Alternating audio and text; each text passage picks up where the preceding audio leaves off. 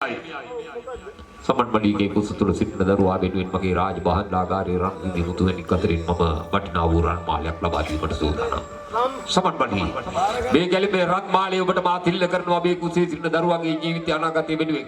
එපා මට එපා මට රන් මුදු මිදී වලින් කිසිම මට වැඩක් නැහැ.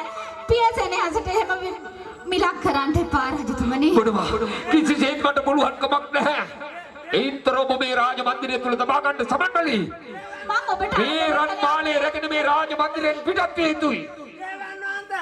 දේවන්නන්ද රන් මාල පහක් තියෙනවා තා පහක් ඔය වයගත්තේ උවා ගන්න කිව්වේ කන්න.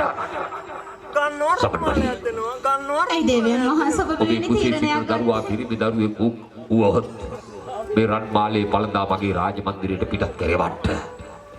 මා කෙසේ ওই දරුවට අයිති වුණ පියසෙනි හසින් ආමේට සෑම දායාදයක් ලබා දීමට සූදානම්.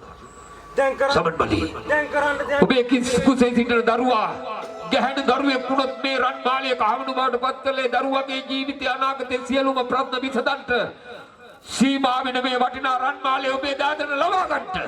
එපා රජතුමනි එපා. අපේ ආදරේ මේ මාලෙන් මිල කරන්න හදන්න එපා. සමන් මණි ඔබ මේක කෙසේ හෝ ලබා ගත යුතුයි.